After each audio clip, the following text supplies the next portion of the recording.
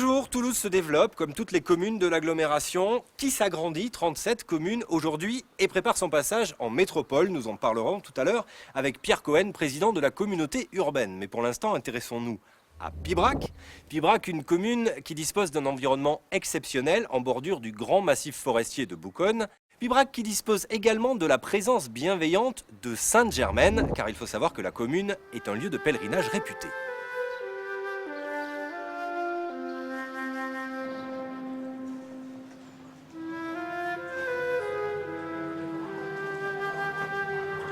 L'histoire de Pibrac est liée à Sainte-Germaine? De manière très importante, puisque c'est grâce à tout ce qui s'est passé après autour de Sainte-Germaine, à partir de 1644, quand on a retrouvé son corps, on a voulu faire des tas de choses, notamment construire cette fameuse basilique qui orne l'esplanade de Sainte-Germaine à Pibrac. Qui était Sainte-Germaine? C'est une petite fille toute simple, qui était malade, mais qui était gentille avec les autres, qui était aimante. Et quand on a retrouvé son corps, les gens du pays qui étaient encore là, c'est-à-dire les gens qui avaient encore 60 ans, hein, c'était rare à l'époque, disent « Ah oui, mais on s'en souvient, c'est la petite bergère qui était là-haut.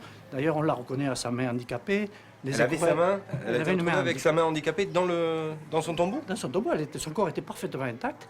Et il y avait même encore les aftes autour du cou qui marquaient la trace des écrouelles qu'elle avait eues à l'époque. Donc il n'y a pas de doute, c'est bien la petite qui était à la maison de Sainte-Germaine. Alors ils se sont souvenus que sa marâtre était méchante avec elle, que quand elle, par contre, elle ramassait des croûtons de pain, quand elle voyait des pauvres, elle les mettait dans son tablier, elle leur portait du pain. Et sa marâtre l'a poursuivie un jour en la traitant de voleuse. Elle lui a arraché son tablier et elle voulait la battre. Et c'est des fleurs qui sont tombées de son tablier. Et aujourd'hui, c'est un lieu de pèlerinage? C'est un lieu de pèlerinage très réputé, avec des gens qui viennent de partout. Il y a énormément de gens qui ont été guéris. Et en 1867, le pape Pie IX a dit on va la canoniser. Donc elle est devenue Sainte-Germaine en 1867. Monsieur le maire, est-ce qu'on peut dire avec Sainte-Germaine que Pibrac, c'est la petite Lourdes du pays toulousain? Est-ce que la comparaison est possible? Est-ce que vous aimez ça? Alors oui, c'est le petit Lourdes, oui, on le dit très souvent. Mais il y a une anecdote qui me plaît beaucoup, et qui fait sourire tout le monde dans la communauté urbaine, c'est lorsque je demande quelques subventions ou je demande des réalisations, je me vois chaque fois répondre par certains, toi, tu as Sainte-Germaine, ça devrait te suffire. Et les soirées rondes. Et on rigole, voilà. Donc ça c'était pour l'anecdote.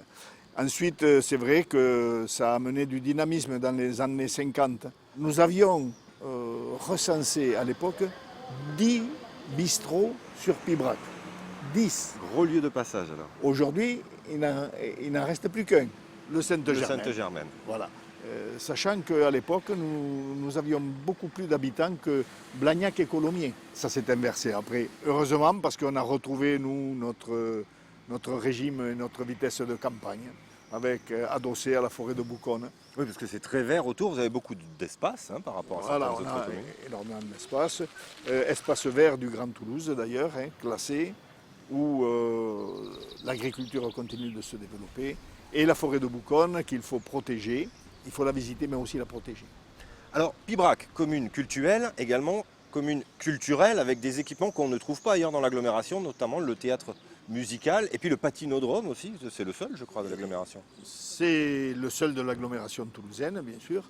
Et on a un regret avec ce patinodrome, c'est qu'on voudrait bien le couvrir.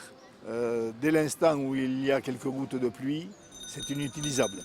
On pensait que l'intérêt communautaire pourrait éventuellement un jour le couvrir parce que c'est le seul anneau. Bon, je lance un dernier appel. Et aussi le théâtre musical de Pibrac, que nous avons voulu de toutes nos forces. Et nous avons un résident permanent, Gilles Ramad, qui travaille, qui produit et qui fait participer aussi le collège et les écoles primaires et élémentaires à des spectacles de grande ampleur. J'ai entendu dire qu'il y avait aussi beaucoup d'Anglais qui étaient installés à Pibrac. Oui, nous avons à peu près 10% de la population. Anglais, allemand. C'est quoi? Essentiellement, c'est la proximité de l'aéronautique et d'Airbus. Voilà. Et donc, ils s'installent, ils aiment bien Pibrac, qui est un village qui leur plaît. Vous avez une magnifique aire de jeu aussi en contrebas de la commune? C'est une aire de jeu qu'on a voulu, qui représente à peu près 7 hectares. Aujourd'hui, elle est complètement aménagée.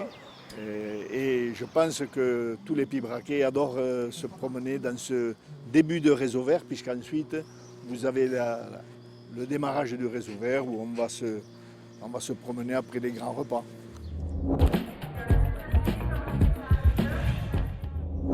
Aux portes de Pibrac et sur plus de 3000 hectares s'étend le massif forestier de Bouconne. Comment préserver ce lieu unique tout en permettant l'accès au public? C'est tout l'intérêt de la charte forestière qui vient d'être signée dernièrement. Reportage. La forêt de Bouconne, une richesse inestimable pour le territoire, un casse-tête également tant le nombre d'acteurs qui sont concernés par sa gestion est important. Le premier enjeu de la charte forestière était donc de réunir tout le monde autour de la table pour créer une structure de gouvernance. On s'est rendu compte que la forêt de Bouconne intéressait de plus en plus de personnes, que ce soit en termes de fréquentation. Beaucoup d'écoles viennent en classe verte sur Bouconne ou viennent faire des activités sur Bouconne. On a des associations type la mycologie, les vététistes, voilà, des sportifs qui viennent sur Bouconne. Donc l'objectif de cette charte, c'était de permettre à tous ces acteurs, qui soient utilisateurs, institutionnels et propriétaires, de pouvoir se mettre autour d'une table et de discuter de l'avenir de la forêt de Bouconne. La charte permet désormais de travailler en cohérence avec l'Office national des forêts et de mettre en place différentes actions afin de valoriser Bouconne. Tous les aspects ont été abordés, loisirs et tourisme bien sûr, mais également économie, développement durable et pédagogie. L'objectif de la charte forestière, c'était de décliner des actions qui vont vraiment pouvoir se mettre en œuvre. L'ONF travaillait de son côté, nous, le syndicat travaillait de son côté, les communes de leur côté. Même si l'ONF, il y avait des plans de gestion avec les communes, c'est justement de pouvoir harmoniser tous ces plans de gestion et de pouvoir faire une action à l'échelle de la forêt de Bouconne. On est en train d'élaborer avec toutes les communes limitrophes ce qu'on appelle le maillage vert permettant l'accès des communes à la forêt de Bouconne. On travaille, l'un des objectifs en tout cas de la charte forestière sera de mettre en place une signalétique qui sera la même pour toutes les communes afin que l'usager se repère bien en forêt de Bouconne et sache un petit peu où il est. Et une maison de la forêt devrait également voir le jour dans les prochaines années pour permettre à tous les publics de découvrir ce patrimoine naturel.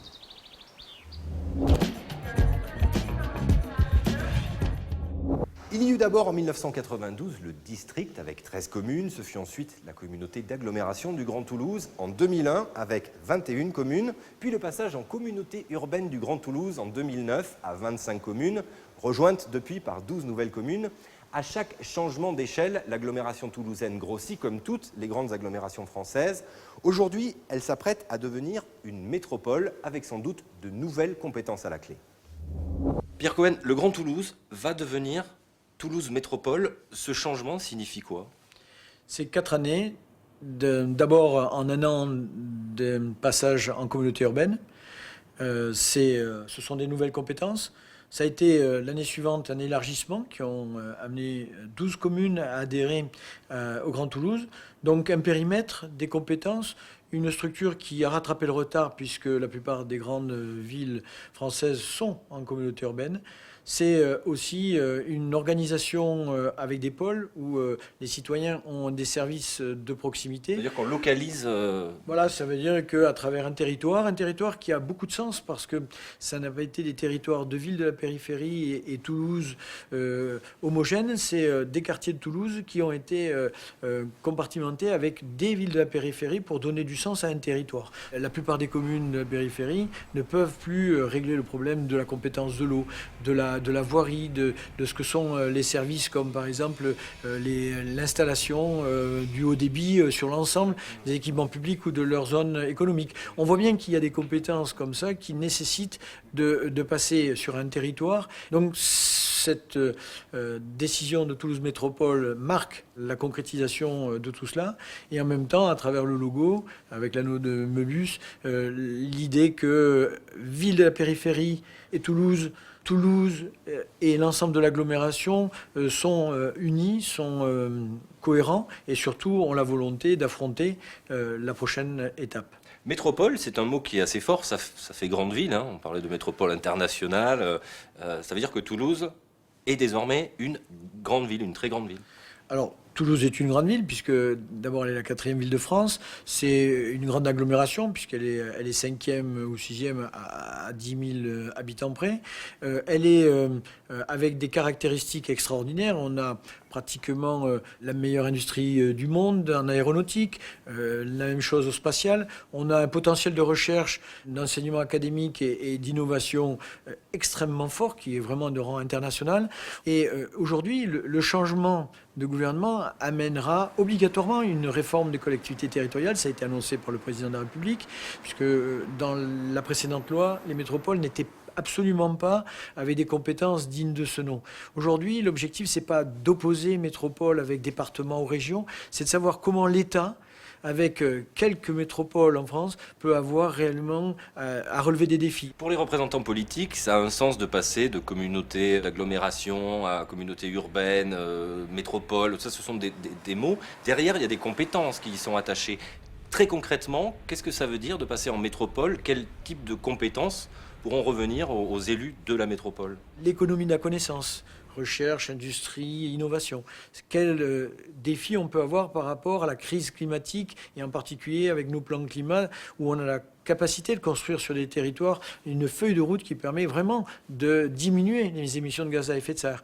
Et puis aussi, nous sommes dans un pays où les discriminations, les territoires sont excluants, amènent des gens à avoir par exemple 4 fois plus de chômeurs pour leurs jeunes que dans d'autres territoires. Donc le vivre ensemble, la lutte contre la discrimination, la façon dont un certain nombre de quartiers sont stigmatisés peut être aussi un défi qui peut nous amener à avoir des compétences donc de métropole européenne. Toulouse est un potentiel, est une force, mais on doit travailler ensemble pour savoir comment on redistribue à la fois de l'économique, de la connaissance, même du tourisme, même de la culture.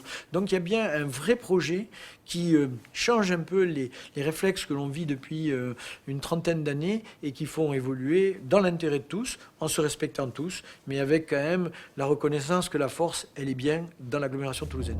Voilà, c'est la fin de notre magazine, mais nous nous retrouvons très bientôt pour découvrir une nouvelle commune, Launaguet, et faire le point sur les travaux entrepris par la communauté urbaine sur la rue Alsace-Lorraine. D'ici là, portez-vous bien.